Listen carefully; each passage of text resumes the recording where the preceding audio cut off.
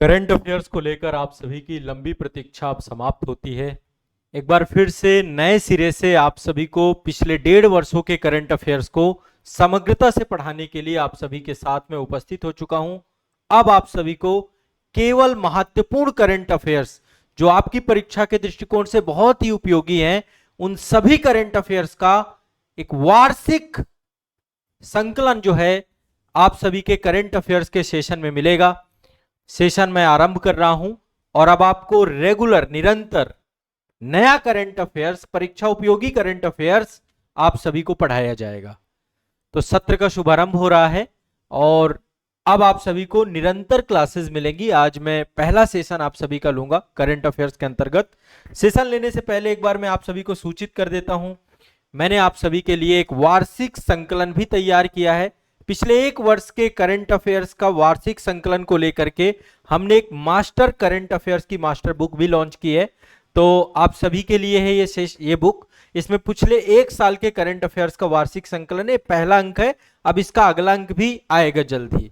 तो आजाद academy learning app पर ये आपकी अवेलेबल है, आप वहां से जाकर के इसको बुक कर सकते हैं। ठीक है, चलिए अब हम करंट अफेयर्स की चूंकि क्लासेस शुरू कर रहे हैं, नया शुभारंभ है।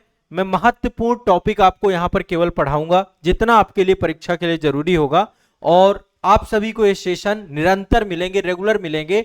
1.5 साल का करंट अफेयर्स चूंकि हर एक परीक्षा में पूछा जाता है, तो 1.5 साल के करंट अफेयर्स को लेकर हम यहां पर चलेंगे। ठीक है, तो चलिए शुभारंभ करते हैं और अब रेगुलर आपको क्लासेस मिलेंगी। आप अपनी परीक्षा में निश्चिंत होकर के करंट अफेयर्स को लेकर जाए।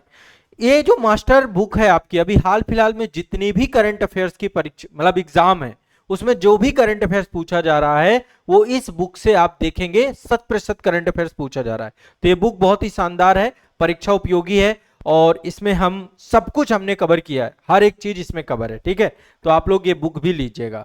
चलिए सेशन का शुभारंभ करते हैं। सबसे पहला करंट अफेयर्स आप सभी का जो है, हमारे नए चीफ जस्टिस बन रहे हैं, 53वें प्रधान मुख्य न्यायाधीश जो हमारे हैं, सुप्रीम कोर्ट के 53वें मुख्य न्यायाधीश बनने जा रहे हैं, जिनका नाम है न्यायमूर्ति सूर्यकांत जी। आज के सेशन में मैं आपको पहले इनके बारे में कुछ चीजें बता देता हूं और कब से बनेंगे, कब इनका जो है कार्यकाल प्रारंभ होगा और संविधान में क्या प्रावधान है, इस विषय पर भी हमारी एक विस्तार में चर्चा हो जाएगी। तो ये एक बहुत इंपॉर्टेंट आप सभी के लिए है। सबसे पहली बात, वर्तमान में आपके जो न्यायमूर्ति हैं, ठीक है, उनके बारे में भी हम बात करेंगे। अभी 53वें जो हमारे न्यायमूर्ति बन रहे हैं, न्यायमूर्ति मुख्य न्यायाधीश की बात कर रहे हैं, वो हैं सूर्यकांत शर्मा जी। ये लिख लीजिएगा, ये तथ्य है, फैक्ट है, आप सभी देख पा रहे हैं, सामने आप सभी के हैं। मुख्य न्यायाधीश हमारे बनने जा रहे हैं, मुख्य न्यायाधीश, ठीक है, श्री सूर्यकांत शर्मा। एक बहुत बड़ा पद, हमारी न्यायपालिका हमारे देश की सरकार का आधार है, देश की सरकार का अंग है और स्वतंत्र रूप से काम कर रही है, संविधान में एक बहुत बड़ी भूमिका है। तो न्यायमूर्ति सूर्यकांत शर्मा जी का जन्म 10 फरवरी 1962 में हरियाणा में हुआ था। हिमाचल प्रदेश के हाई कोर्ट के 23वें मुख्य न्यायाधीश भी रह चुके हैं। अब जो है 24 नवंबर 2025 से भारत के 53वें मुख्य न्यायाधीश के रूप में पदभार वो लोग लेंगे और काफी लंबा पदभार चलेगा, ये लगभग 9 फरवरी 2027 तक चलेगा। 15 महीने के आसपास ये पूरा का पूरा पदभार आपका चलेगा।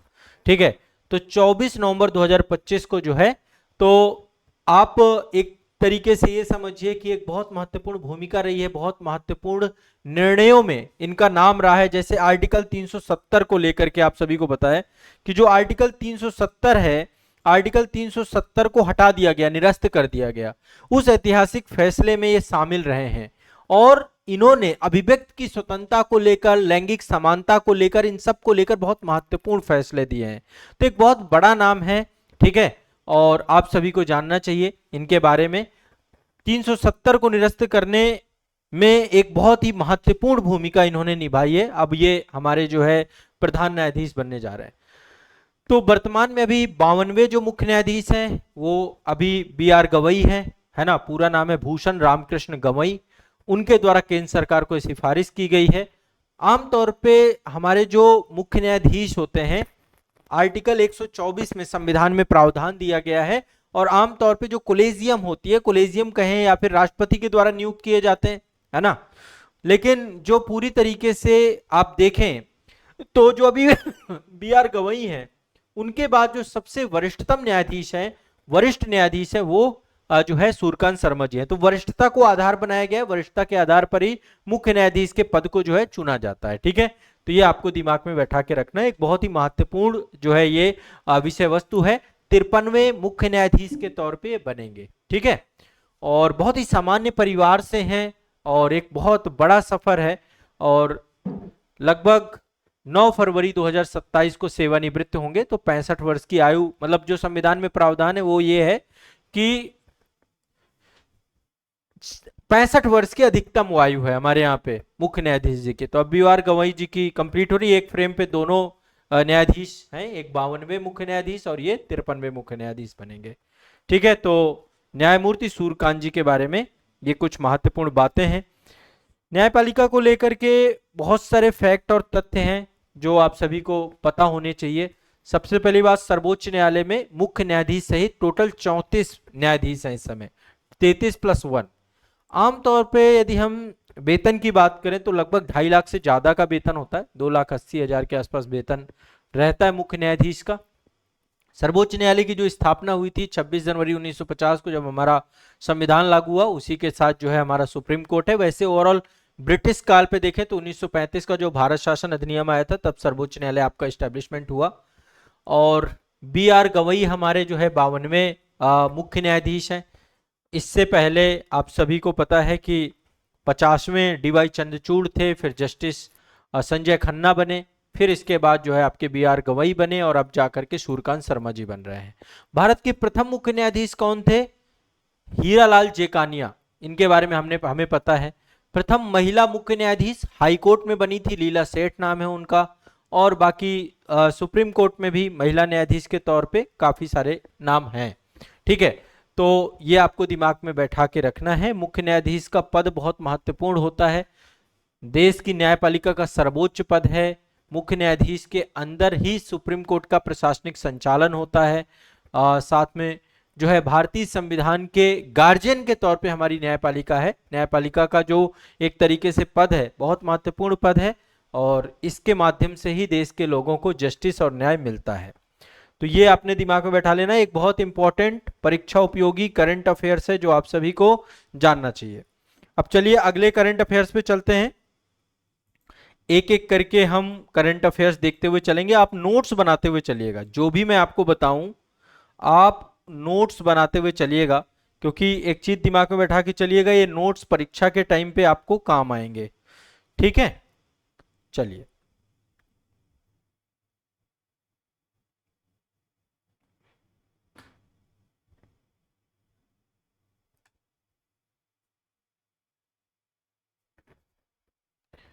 लिखते जा रहे हैं, चीजें सब समझ में आती जाएंगी। कहीं पर कोई डाउट होता है तो कमेंट सेक्शन हमारा ओपन है। ये कुछ महत्वपूर्ण खबरें हैं जो मैं कवर करूंगा आप सभी के लिए। देखिए, एक कैटेगरी बनाई गई है ब्लू फ्लैग की। ये जितने भी हमारे बीचेस होते हैं, समुद्र के तटीय क्षेत्र जितने भी होते हैं, वहां पर उनको पर्यावरण अनुकूल समुद्र तटों के तौर पर डेवलप करने को लेकर के एक कैटेगरी बनी हुई है ब्लू फ्लैग प्रमाणन।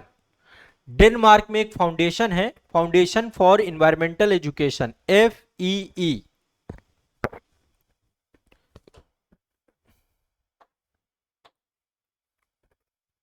FEE डेनमार्क का है, ये आपका डेनमार्क में foundation for environmental education, FEE। ये जो है अंतरराष्ट्रीय इको लेबल देता है पर्यावरण के क्षेत्र में, स्वच्छ और अनुकूलन, पर्यावरण अनुकूलन समुद्र तटों को डेवलप करने को लेकर के।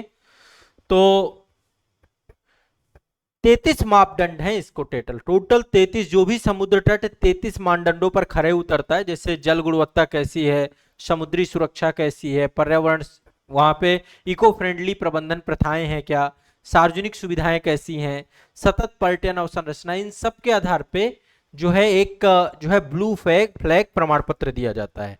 तो अभी हाल ही में जो करंट से जुड़ी हुई बात है जो आप सभी को जानना चाहिए, भारत में जो समुद्र तटीय इको टूरिज्म है उसको बढ़ाने के लिए या एक तरीके से समुद्री इको टूरिज्म को बढ़ाने के लिए से लगातार काम किया जा रहा है। अभी जो है महाराष्ट्र के 5 जो पुलिन हैं, बीच हैं, है ना, बीच मतलब जो समुद्र तट हैं, उनको जो है ब्लू फ्लैग प्रमाण पत्र दिया गया है। ठीक है, नए प्रमाणित समुद्र तट कौन से हैं? 5 अभी ये हैं, 12 इससे पहले थे, 12 + 5 तो टोटल 17 हो चुके हैं ब्लू फ्लैग पाने के लिए। ब्लू फ्लैग पाने वाले टोटल 17 हो चुके, तो अभी नए जो जुड़े हैं 5 जुड़े हैं, और ये सारे आपके महाराष्ट्र से हैं। महाराष्ट्र से आपको इन 5 का नाम लिखना होगा, मैं नाम बता रहा हूं। एक है श्रीवर्धन बीच। श्रीवर्धन बीच जो आपका है ये पड़ता है रायगढ़ में, श्रीवर्धन बीच। ठीक है, लिख लीजिएगा, श्रीवर्धन बीच, रायगढ़ जिला। दूसरा अगला भी रायगढ़ में है, महाराष्ट्र का है आपका, अगला भी आपका रायगढ़ में है, उसका नाम है नागोन बीच। नागोन बीच, नागोन बीच, नागोन बीच भी आपका रायगढ़ में है, नागोन बीच भी आपका रायगढ़ में है। अगला है परनका बीच। परनका बीच, परनका बीच जो आपका है ये पालघर जिला पड़ता है महाराष्ट्र में। पालघर जिला बहुत चर्चित जिला है, पालघर में है परनका बीच। इसके बाद गुहागर बीच है, गुहागर बीच रत्नागिरी जिला में है, रत्नागिरी में। मैं नाम एक बार आपको लिख देता हूं, गुहागर। गुहागर कहां पड़ता है आपका? रत्नागिरी जिला में। एक है लाड़घर, लाड़घर बीच, बीच ये भी बीच है। पालघर, पालघर, ठीक है। और 2 मैंने पहले लिखवाई दिया है, श्रीवर्धन और नागौन। श्रीवर्धन और नागौन बीच, ठीक है, ये सारे महाराष्ट्र के बीच हैं। इनको ब्लू फ्लैग प्रमाण पत्र दिया गया है और टोटल अब 17 हो चुकी है संख्या।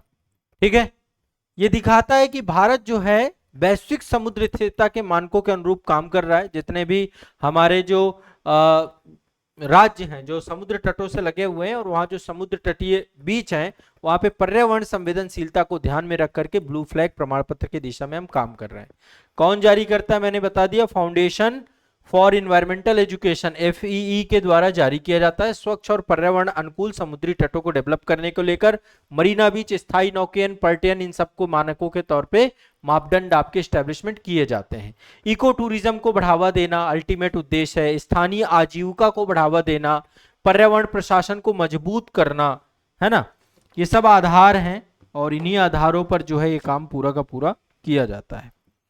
तो एक तो दिमाग में बैठा दीजिएगा। अब आपके दिमाग में आ रहा होगा कि सर पूरी लिस्ट हमें बता दीजिए कि कौन कौन से हैं। तो टोटल संख्या 12 है। मैं आपको एक बार पूरी लिस्ट बताता हूं। हाँ, ये आप देख सकते हैं यहाँ पे लिस्ट है। टोटल 12 पहले के हैं ये, ठीक है। अब 17 हो चुके हैं, 12 जो है पहले के हैं। तो साफ सुथरे समुद्र तट, सुरक्षित समुद्र तट, टोटल मैंने बताया 33 पैरामीटर हैं। तो 12 ब्लू फ्लैग में से एक तो ये है गुजरात का है, शिवराजपुर बीच, ठीक है। एक है गोल्डन बीच, पुरी में पड़ता है उड़ीसा में। एक है घोगला बीच, दीव में पड़ता है। कासरकोड बीच कर्नाटक में पड़ता है। पदुबिद्री बीच कर्नाटका में पड़ता है। कप्पाड़ बीच केरल में पड़ता है। रसीकोंडा बीच आंध्र प्रदेश में पड़ता है। राधानगर बीच अंडमान निकोबार द्वीप समूह में पड़ता है। कोवलम बीच, ये कोवलम उसमें है, केरला में है। ये वाला थोड़ा सा हटा लीजिएगा, यहाँ केरला होना चाहिए। कोवलम केरला का बीच है, ठीक है, केरल। एडेन बीच पुदुचेरी। मिनिकाय ये लक्षद्वीप का है, मिनिकाय थुडी बीच लक्षद्वीप के हैं। और एक आपका कदमत बीच है, भी लक्षद्वीप का है, ठीक है। तो टोटल हमारे ब्लू फ्लैग कितने हो चुके हैं? 17 हो चुके हैं। 5 आपके अभी नए बने हैं, लेटेस्ट बने हैं। ठीक है, नोट्स बनाते हुए चलना, एक एक करंट अफेयर चूंकि यहाँ पे हम कवर करते हुए चलेंगे तो कहीं पे दिक्कत ना हो। आगे चलते हैं, ये हो गए आपके बीचेस हो गए।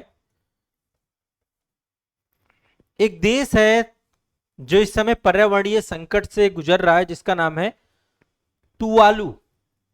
तुवालू बहुत छोटा सा देश है और ये माइक्रोनेशिया द्वीप है, एक तरीके से देखिए ऑस्ट्रेलिया है यहाँ पे, ऑस्ट्रेलिया के पास यहाँ पे है पापुआ न्यू गिनिया द्वीप। यहीं पर आप देखिए यहाँ पे कई सारे छोटे छोटे देश हैं आपके, ठीक है। तो दुनिया के सबसे छोटे और जलवायु परिवर्तन में सबसे अधिक प्रभावित होने वाले देशों में एक है तुवालू। अभी यहाँ की जनसंख्या भी माइग्रेट करके ऑस्ट्रेलिया में शिफ्ट की जा रही है, ठीक है। ऑस्ट्रेलिया ने इसके लिए नया वीजा भी जारी किया है। तो तुवालू जो है आधिकारिक रूप से अंतरराष्ट्रीय प्रकृति संरक्षण संघ में, आयुसीएन का नाम आप सभी को पता होगा, एक संस्था आयुसीएन, अभी उसका सदस्य देश बना है और 90वां देश बना है ये, ठीक है। International union for conservation of nature IUCN जो रेड डेटा लिस्ट और ये सब कुछ जारी करती है। तो ये देश है तुवालू, छोटा सा द्वीपीय देश है जो कि ऑस्ट्रेलिया के पास ही है आपका। माइक्रोनेशिया, मेलानेशिया, पॉलिनेशिया, ये जो द्वीप है आपके, इन्हीं का एक हिस्सा है। 90वां देश बना है आयुसीएन में जुड़ने के लिए। तो पर्यावरणीय शासन को सशक्त बनाने के लिए, वैश्विक संरक्षण प्रयासों को बेहतर करने के लिए प्रशांत महासागर में स्थित देश जो आपका तुवालू है, ये एटॉल मतलब जो आपका एक तरीके से सारे के सारे, इनमें से अधिकांश द्वीप ऐसे हैं जो कि कोरल रीफ में बने हुए हैं। कोरल रीफ है ना, प्रवाल द्वीप है। जैसे आप देखिए हमारे यहाँ अंडमान निकोबार द्वीप समूह तो हिमालय का विस्तार है ना, और ज्वालामुखी और जो प्लेट टेक्टोनिक घटना है उसके थ्रू बने हैं। लेकिन जो लक्षद्वीप हैं या जो नीचे देखेंगे मालदीव हैं, तो ये सारे प्रवाल द्वीप हैं। उसी तरीके से तुवालू भी आपका एक प्रवाल द्वीप है, ये प्रवाल पे बसा हुआ द्वीप है, आप देख पा रहे हैं, प्रवाल द्वीप है आपका, ठीक है। तो अभी तुवालू जो है आने वाले समय पे समुद्र का स्तर बढ़ रहा है और ऐसे में तुवालू अब आपका द्वीप पूरी तरीके से क्या हो रहा है, जलमग्न होने की तरफ है। आने वाले 2050 तक में जलमग्न हो जाएगा, द्वीप का अस्तित्व खत्म हो जाएगा। इसलिए यहाँ पे रहने वाली जो 11,000 जनसंख्या है, उस जनसंख्या को अब ऑस्ट्रेलिया में ले जाया जा रहा है, ठीक है। तो आयुसीएन का 90वां सदस्य देश बना है, आपको ध्यान रखना है। क्लियर, स्पष्ट है। कोरल रीफ, मत्स्य संसाधन, प्रवासी समुद्री पक्षी, इन सबको लेकर के ये आपका समुद्री स्तर पे अब वृद्धि होगी, ये खत्म हो जाएगा। तटीय कटाव हो रहा है, आक्रामक प्रजातियां यहाँ पे हो रही हैं, जलवायु परिवर्तन हो रहा है, उन सब का खामियाजा जो है इस पे जो है डेवलप हो रहा है बड़े स्तर पे। आयुसीएन की सदस्यता से तुवालू को सबसे पहली बात अब इंटरनेशनल लेवल पे सहयोग मिलेगा, अंतरराष्ट्रीय मंच पे प्रतिनिधित्व करेगा, अपनी बात रख पाएगा, अपने संकट को बता पाएगा। और साथ ही आपको पता है कि आयुसीएन के सदस्य देशों को मल्टीपल फंडिंग वगैरह भी मिलती है। तो इनको ग्रीन क्लाइमेट फंड है, जैसे ग्लोबल इन्वायरमेंट फैसिलिटीज हैं, समुद्रिक आधारित जो संरक्षण है आपका, ठीक है, उन सब से इनको बेनिफिट मिलेगा। सतत मत्स्ययान हो गया आपका, ठीक है, और समुद्री संरक्षित क्षेत्र हैं, जलवायु अनुकूलन तकनीकी हैं, इन सब में इनको जो है बेनिफिट्स मिल पाएंगे। तो एक खबर आपकी ये है कि तुवालू जो है 90वां देश बन चुका है, आयुसीएन का सदस्य देश के तौर पे इस्टेब्लिश हो चुका है, ठीक है। ये भी अपने दिमाग में आपको बैठा के रखना है। चीजों को आसानी से समझना है।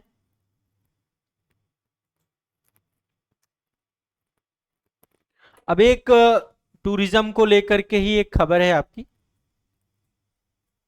हाँ, ये आप देख पा रहे हैं ऋषिकेश का ये एक ब्रिज बनाया गया है, नया ब्रिज है और ये भी सस्पेंशन ब्रिज है आपका। ये ग्लास ब्रिज है, भारत का पहला ग्लास सस्पेंशन ब्रिज बनाया गया, इसका नाम रखा गया बजरंग सेतु। आपने ऋषिकेश यदि आप गए होंगे तो आपने राम झूला और लक्ष्मण झूला ये सारे देखे होंगे, वहीं पर आपका बन रहा है आपका ये सस्पेंशन, भारत का पहला सस्पेंशन ब्रिज है। देखो ऋषिकेश का जैसे ही नाम आता है तो आध्यात्मिक पर्यटन और पर्यटक स्थलों में एक नई पहचान एस्टेब्लिशमेंट होती है ऋषिकेश की, और बड़ी संख्या में लोग ऋषिकेश जाते हैं। ऋषिकेश है, बगल में शिवपुरी है, उसी के ऊपर फिर आपका जो है देवप्रयाग है, रुद्रप्रयाग है, अलकनंदा के किनारे किनारे बहुत सारे शहर हैं अलकनंदा, और वहां पे बहुत सारी नदियां भी आपस में आके पंचप्रयाग हैं। फिर वहां पे चारों धाम है, केदारनाथ की बात करें, बद्रीनाथ की बात करें, गंगोत्री यमुनोत्री, तो टूरिज्म में और खासकर आध्यात्मिक टूरिज्म में भारत की एक तरीके से देवभूमि के तौर पे हम उत्तराखंड को जानते हैं। तो भारत के प्रमुख आध्यात्मिक एवं पर्यटक स्थलों में से ऋषिकेश अब एक नया स्थापत्य आर्किटेक्चर पहचान हासिल करने जा रहा है। गंगा नदी पर यह बन रहा है आधुनिक सस्पेंशन ब्रिज, जिसका नाम रखा गया बजरंग सेतु। क्या नाम रखा गया? बजरंग सेतु। यूकेपीएससी वाले विशेष ध्यान दें, ठीक है। स्टेट पीसीएस के हिसाब से भी आपको देखना, देखा मेरा यहाँ पे उद्देश्य है राष्ट्रीय अंतर्राष्ट्रीय खबरों के साथ साथ राज्यवार खबरें भी आपकी सारी में कवर करूं, ठीक है। हर एक स्टेट जितने भी हैं पीसीएस वाइज भी आपकी खबरें यहाँ पर रहेंगी। नेशनल इंटरनेशनल तो पूछा ही जाता है, आपको स्टेट वाइज भी चीजों को देखना है। तो जो चीजें अब जैसे ये खबर आपकी है तो एक स्टेट से जुड़ी हुई लेकिन टूरिज्म से भी जुड़ी हुई है ना, और साथ में ऐसे डायरेक्टली क्वेश्चन भी पूछा जाएगा। हर एक पीसीएस में एक दूसरे स्टेट के क्वेश्चन भी आ जाते हैं, तो आपको रफली पता रखना है, ठीक है। दिसंबर 2025 में ये ओपन हो जाएगा, संभावना यही है। और लक्ष्मण झूला का स्थान लेगा आपका ये। लक्ष्मण झूला बंद कर दिया गया, लक्ष्मण झूला को 2019 में बंद कर दिया गया था, ठीक है। राम झूला ही आमतौर पे आपका चलता है। तो लक्ष्मण झूला 1929 में बना था, अंग्रेजों के टाइम पीरियड पे। ऋषिकेश की पहचान थी, बड़ी संख्या में लोग यहाँ पे जाते थे, और समय के साथ जो है पुल की संरचना कमजोर हो गई। लंबा समय काल चला ये पुल आपका 1929 का मतलब ये समझिए कि लक्ष्मण झूला 2019 में 90 साल चला, ठीक है। तो लक्ष्मण झूला आपका असुरक्षित हो गया था। सुरक्षित आवाजाही बनाए रखने के लिए सरकार के द्वारा एक नया पुल बनाने की योजना बनाई, और उसमें बाद ही ये बजरंग सेतु आपका बनके तैयार हुआ। तो बजरंग सेतु आपका क्या है? एक आधुनिक सस्पेंशन ब्रिज के तौर पे बनाया गया है, मजबूती है, सुरक्षित है। आप इस पुल पे जाएंगे, हिलता भी है ना। राम झूला भी बहुत हिलता, लक्ष्मण झूला तो बहुत ही हिलता था, ठीक है। तो जब भी मैं खुद ऋषिकेश जाता हूँ तो यहाँ पे बैठकर गंगा का वो जो हवाएं आती है ना, पवनें आती हैं, अलग ही ऊर्जा है, अलग ही यहाँ का जो है एक पूरा, ठीक है। तो एक ये समझ में ध्यान में रखना है, ठीक है। क्लियर है? बजरंग सेतु बनाया जा रहा है लक्ष्मण झूला की जगह पे। हाँ, आगे चलते हैं अगले करंट अफेयर्स में। ब्रिटिश एकेडमी पुरस्कार मिला है भारतीय मूल के सुनील अमृत को, ठीक है। ब्रिटिश एकेडमी पुरस्कार दिया गया सुनील अमृत जी को। ये भारतीय मूल के इतिहासकार हैं, सुनील अमृत, नाम याद रखिएगा। ये फोटो है इनकी, सुनील अमृत भारतीय मूल के इतिहासकार हैं, ठीक है। और इन्होंने एक पुस्तक लिखी है जिसका नाम है द बर्निंग अर्थ। ये आप देख सकते हैं, बुक का नाम है, ये बुक ही है, बुक की फोटो है, ठीक है। बर्निंग अर्थ, बर्निंग अर्थ इतिहास है ये। किससे जुड़ा हुआ? इन्वायरमेंट को लेकर, environmental history of the last 500 year. तो ब्रिटिश एकेडमी बुक प्राइज 2025 मिला है इसको, ब्रिटिश एकेडमी पुरस्कार 2025 से नवाजा गया है इस पुस्तक को, ठीक है। तो ये एक बहुत ही महत्वपूर्ण जो है उपलब्धि है। येल यूनिवर्सिटी में इतिहास के प्रोफेसर हैं सुनील अमृत, ठीक है। येल यूनिवर्सिटी में इतिहास के प्रोफेसर हैं। केन्या में इनका जन्म हुआ है, पालन पोषण सिंगापुर में हुआ है, भारतीय मूल के हैं, कैम्ब्रिज विश्वविद्यालय से इन्होंने पढ़ाई की है, और बहुसांस्कृतिक पृष्ठभूमि के वैश्विक दृष्टिकोण से पर्यावरणीय इतिहास, प्रवासन और औपनिवेशिक काल के विषयों पर गहन शोध किया इन्होंने, ठीक है। तो पिछले 500 वर्षों का पर्यावरण और मानव के इतिहास के अध्ययन को प्रस्तुत करती है ये पुस्तक द बर्निंग अर्थ, ठीक है। सुनील अमृत जी की ये पुस्तक, तो ये एक आपकी बहुत ही शक्तिशाली सुंदर भाषा में लिखी गई उत्कृष्ट पुस्तक है ना। मैं भी इस पुस्तक को एक बार पढ़ूंगा जरूर, ठीक है। इतिहास की जो भी पुस्तकें आमतौर पे मुझे लगता है कि पढ़नी चाहिए, तो ये किताब भी अभी मेरे लिस्ट में है, जैसे ही समय मिलेगा इसको पढ़ेंगे, ठीक है। तो एक आपका करंट अफेयर्स ये हो गया, इससे भी क्वेश्चन पूछने की पूर्ण संभावना है, ठीक है। एक चीज और ध्यान रखिएगा, भारत में फॉरेक्स बढ़ रहा है, हमारा फॉरेक्स रिजर्व। फॉरेक्स रिजर्व मतलब विदेशी मुद्रा भंडार, टोटल कितना हो गया है? 700 अरब डॉलर के पार पहुंच गया है, 700 अरब डॉलर के पांच पहुंच चुका है हमारा। जो अब इसके पीछे का कारण, एक तो सोने का भी भंडार बढ़ रहा है भारत का, सोने के रेट भी, अरे पूछिए मत, सोने के रेट तो एक अलग ही रफ्तार से बढ़ रहे हैं, पता ही नहीं चल रहा कैसे, क्या कारण है ना। 1.5 लाख का रेट पहुंचने वाला था, अभी थोड़ा सा कम हुआ है, बट आप ये समझिए कि 1.40 का रेट पहुंच चुका है। सोना तो आने वाले समय में लगता है कि म्यूजियम में रख दिया जाएगा, वैसे घरों में है लोगों के सोना, लेकिन महंगा होता जा रहा है। तो आरबीआई ने अभी ताजा आंकड़े जारी किए हैं 17 अक्टूबर 2025 को, और उन्होंने कहा है विदेशी मुद्रा भंडार जो है वो कितना हो चुका है, 700 अरब डॉलर से ज्यादा बढ़ गया है। कितना हो गया, 702 अरब डॉलर हो चुका है। तो ये अभी तक का सबसे, मतलब एक तरीके से समझिए कि भारत का फॉरेक्स रिजर्व 700 अरब डॉलर ज्यादा पहुंच चुका है। सोने के भंडार में तेजी से वृद्धि के कारण से हमारी जो विदेशी मुद्रा पर संपत्तियां हैं वो जो है, लेकिन देखो सोना एक ऐसी चीज है कि भारत के लोग खरीदते ही हैं। साउथ इंडिया में तो बहुत ही खरीदा जाता है, नॉर्थ इंडिया में शादी के ओकेजन से लेकर के हर जगह पे सोना जो है लगातार, है ना, खरीदा ही जाता है। तो ये आपको दिमाग में बैठा के रखिएगा, भारत के कुल विदेशी भंडार की मात्रा बढ़ चुकी है, उसके पीछे का कारण सोने के भंडार में भी वृद्धि है। सोने की कीमतों में उछाल भी हो रही है, ठीक है, और लगातार। क्लियर है, स्पष्ट है। तो एक ये भी महत्वपूर्ण खबर है, ये इकोनॉमी से जुड़ा हुआ सेगमेंट है। बाकी सारी चीज जो भी है वो सब कुछ इकोनॉमी की क्लास में मैं आपको बताता हूँ इन चीजों को लेकर के, बट ये जनरली आपको जानना है। तो आज के लिए कुछ महत्वपूर्ण खबरें जो हमने देखी, एक तो सोने का विदेशी मुद्रा भंडार हमारा 700 बिलियन हो चुका है, ठीक है, डॉलर हो चुका है, यूएस डॉलर। और ये आपका जो है बजरंग सेतु है, तुवालू जो है अब आपका आयुसीएन का 90वां सदस्य देश बन चुका है, ठीक है। इसके बाद हमारे टोटल 17 बीचेस हो चुके हैं जिनको ब्लू फ्लैग का प्रमाण पत्र मिल चुका है, ठीक है। इसके बाद ये सुनील अमृत हैं, इनको जो है ब्रिटिश एकेडमी पुरस्कार मिला है। और एक खबर जो हमारी है, हमारे 53वें मुख्य न्यायाधीश बन चुके हैं, बनने वाले हैं सूर्यकांत शर्मा जी, ठीक है। तो ये आपकी कुछ महत्वपूर्ण करंट अफेयर्स हैं, और अब यही सिलसिला आपका चलेगा, महत्वपूर्ण करंट अफेयर्स, नेशनल इंटरनेशनल, खेल परिदृश्य, पर्यावरण परिदृश्य, विज्ञान एवं प्रौद्योगिकी, आर्थिक परिदृश्य, सभी तरीके के महत्वपूर्ण दिवस, जितनी भी जरूरी चीजें हैं वो सारी होंगी। दूसरा, मास्टर करंट अफेयर्स की मास्टर बुक जरूर आप लोग परचेज करें। ये अभी पहला अंक है, इसका दूसरा अंक भी आएगा। इसमें प्री मेंस सबको ध्यान में रख करके हमने करंट अफेयर्स अवेलेबल कराया है। तो ये बुक आपको कहाँ पे मिलेगी, आजाद एकेडमी लर्निंग ऐप पे। साथ ही आप यदि हमारे साथ विस्तार से जुड़ करके पढ़ना चाहते हैं, जीएस करंट अफेयर्स डिटेल में पढ़ना चाहते हैं, सीसैट तैयार करना चाहते हैं, तो केवल एक कोर्स है, हमारे मास्टर कोर्स हैं।